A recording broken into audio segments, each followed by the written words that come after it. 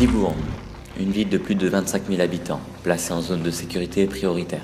Pour pallier à ça, la police municipale veille. Bonjour madame, je suis agent d'accueil, je m'occupe donc de tout ce qui est appel radio, aussi bien des agents du stationnement que des policiers municipaux. Elle a été réactivée pour une année. C'est parfait. Est-ce qu'on peut remettre 10 €? Oui, bien sûr. C'est formidable. Je suis aussi donc concernée par les appels téléphoniques, donc tout ce qui est pour tout problème.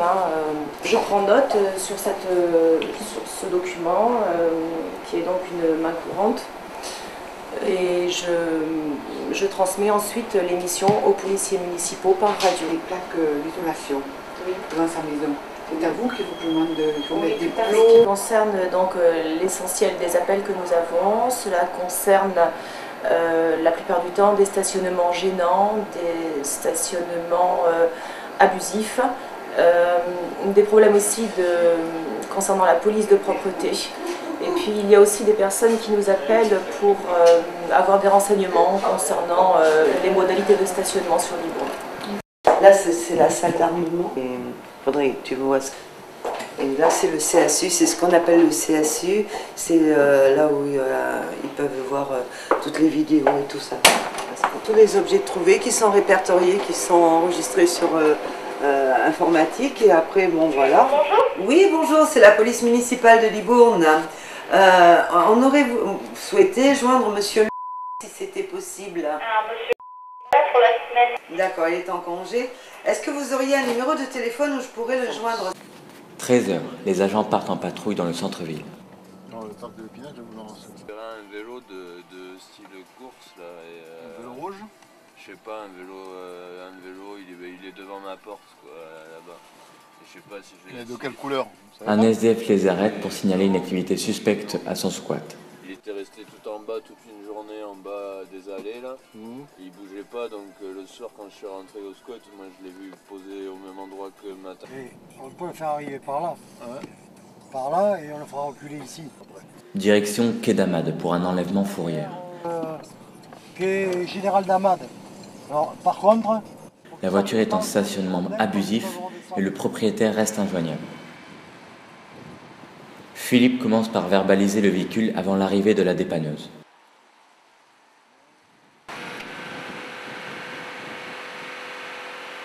Une fois la dépanneuse sur les lieux, le garagiste la charge sur le plateau avant de repartir en direction du parc automobile de la Fourrière.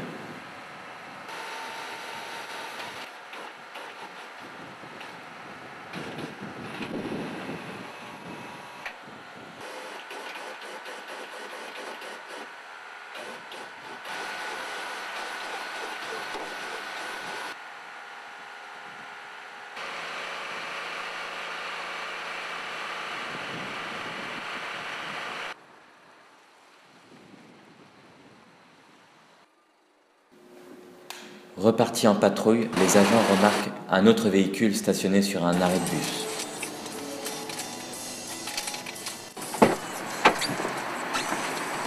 Retour en patrouille, à la gare, un lieu sensible de la ville.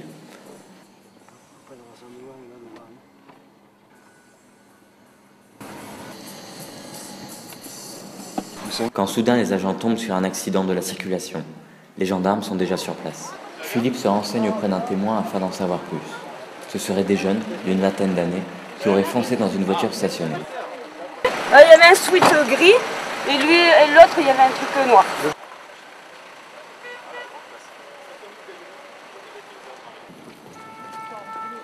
Les individus sont en fuite et la priorité pour les policiers est de les retrouver le plus vite possible.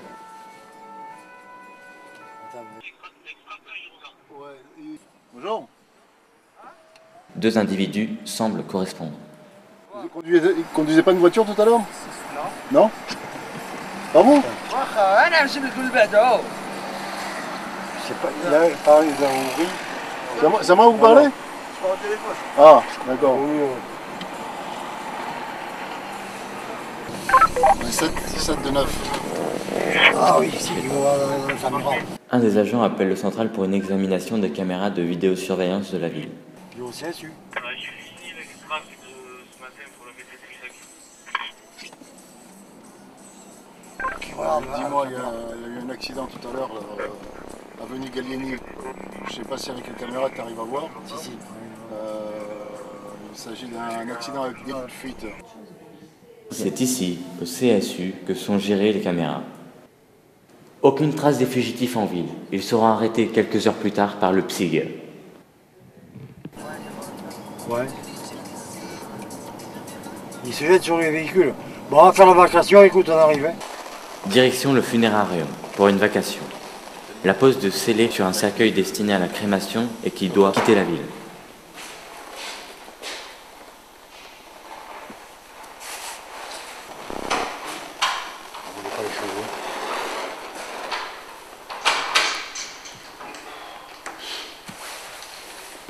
Tout d'un coup, un appel radio signale un homme ivre faisant mine de se jeter sous les voitures. Nous partons immédiatement.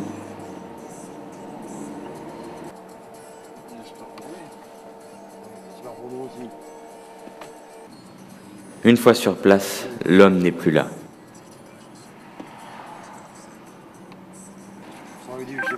Affirmatif, mais pour l'instant, il n'y a plus personne. Julien décide de faire un tour du lotissement afin de s'assurer que l'homme ne s'y cache pas. Je crois que je vais aller faire un tour à l'intérieur. Il a disparu. Comme je suis le chef. Retour sur le centre-ville pour une patrouille pédestre. Le but de la patrouille pédestre, De rassurer la population, déjà les commerces qui sont ouverts. Avoir du bleu dans la rue, ça les rassure. Et puis, des fois, on est interpellé parce qu'il y a des vols dans les magasins. Donc, comme on est sur place déjà, on n'a pas besoin de courir. Mais il y a une partie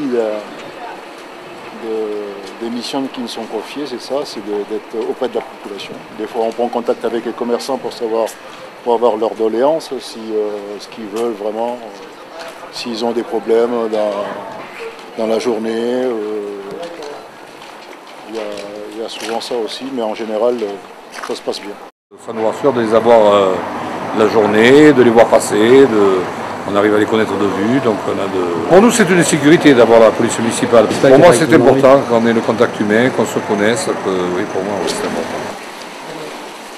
Il y a besoin quand même les avoir autour, oui, bien sûr. La police municipale, bon, ça reste quand même quelque chose sur Libourne, oui, absolument. Oui. Hey, tu filmes pas. Des SDF sont en train de consommer de l'alcool en pleine rue. C'est interdit. Julien leur fait évacuer les lieux. 19h, c'est la fin de la journée. La voiture est déposée à la mairie. Une dernière patrouille pédestre s'entame avant de rentrer au poste. Au poste, les agents se désarment. Les armes que l'on prend le matin, on met un numéro. Chaque agent met un numéro, c'est pas son numéro, mais c'est un numéro d'ordre qui arrive après les autres. Et on met la réintégration, tu vois, par exemple moi, voilà mon nom, clac, j'ai intégré des armes de catégorie B et D, et je vais les réintégrer. Donc quand je les réintégre, je marque la fin de mon service, minuit 20 exactement, je mets 0h20, pardon, on est fatigué, 0h20. Voilà, et je réintègre mes armes et je signe mon cahier d'armement. C'est une fin de journée bien remplie pour la police municipale de Libourne. Parce que la police municipale nous a...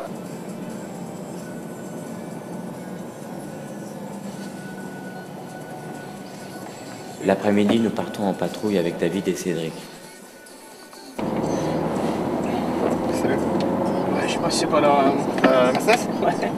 Patrouille de routine, quand David remarque un véhicule dont le conducteur est connu pour ne pas avoir de permis, Cédric le suit. Malheureusement, le véhicule a réussi à semer la patrouille.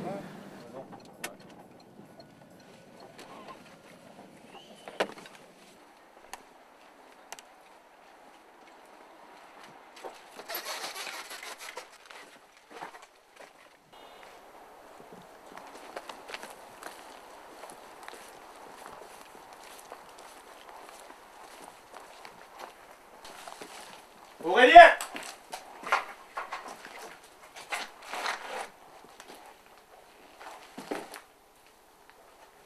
Côté.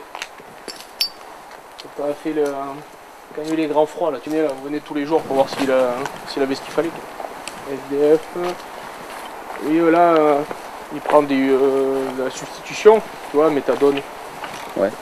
Il est pas dangereux, bon, on le connaît, nous on l'a fait plusieurs fois pour ivresse, vol, mais bon, c'est pas un mauvais gars.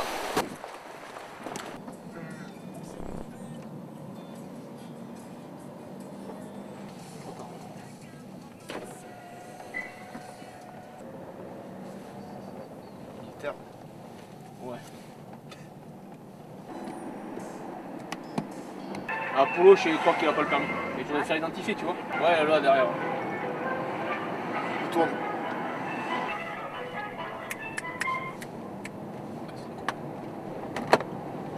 9 pour 7, on va se rapprocher. Et après, Nous continuons la patrouille quand un appel radio signale un cambriolage non loin de notre position. Les policiers enclenchent la sirène afin d'y arriver le plus vite possible.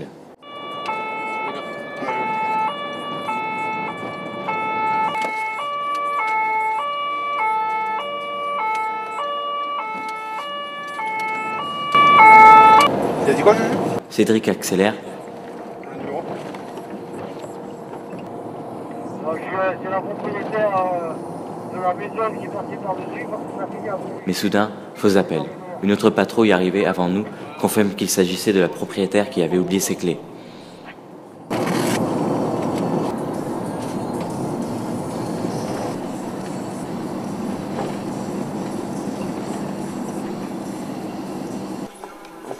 C'est du 45. 45. Ouais. Ouais, c'est de bonne matière, hein. Allez, de rien. On est passé de te voir là-bas, mais t'étais parti déjà.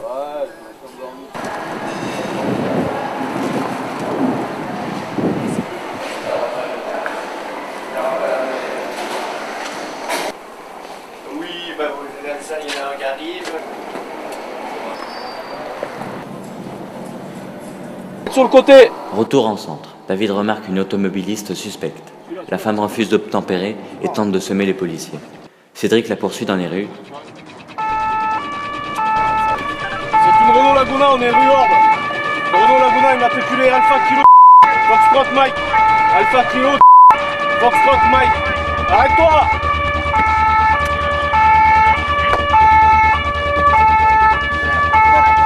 Rue Orbe, Carnot. Rue Orbe, Carnot. On remonte Carnot. La femme finit par se stopper.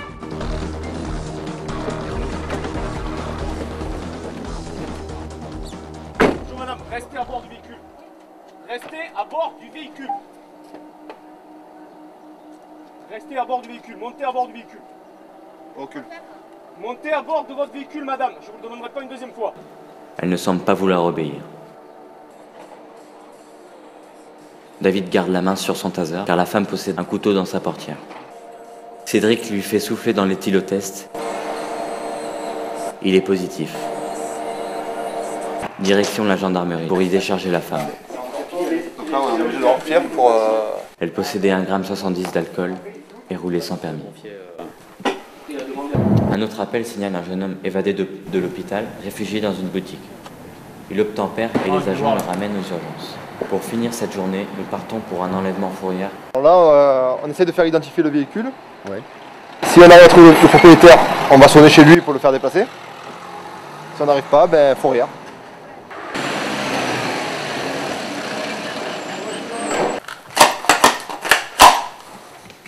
C'est une autre fin de journée mouvementée pour les agents municipaux. Demain, la journée risque d'être aussi mouvementée.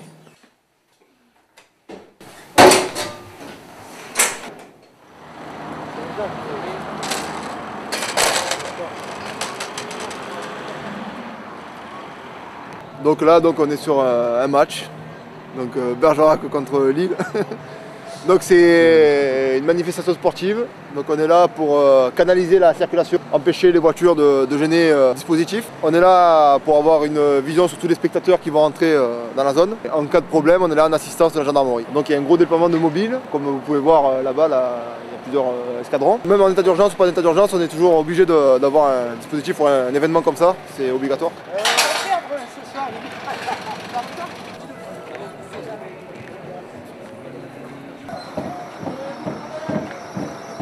Mon parcours professionnel, donc j'ai commencé en 2004 comme adjoint de sécurité à la police nationale de Martigues. Après une formation de 1 an comme cadet de la République, j'étais adjoint de sécurité ensuite à l'issue. En 2009, je suis parti comme agent de surveillance de la voie publique. La police municipale est en évolution, donc on est en constante évolution. Chaque année, on a de nouveaux droits, de nouvelles prérogatives. Je pense que c'est un métier qui est voué à évoluer.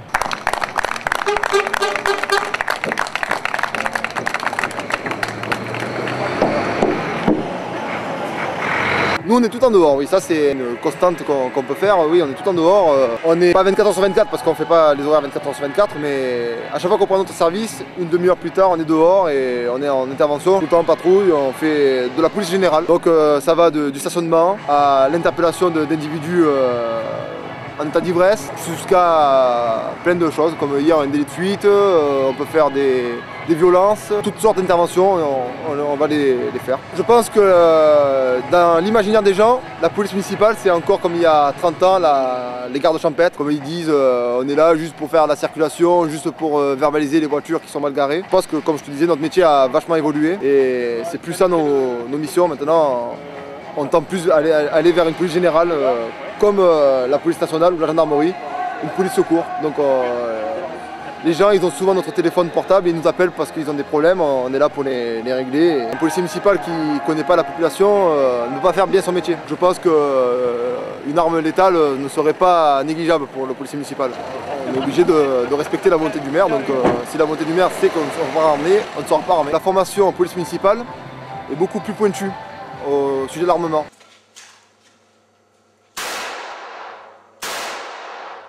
Vu qu'il y a beaucoup plus de crainte que le policier municipal va faire une erreur avec son arme, les formateurs sont 2 fois plus vigilants sur ce qu'on va faire. On tire beaucoup plus de cartouches qu'un policier national.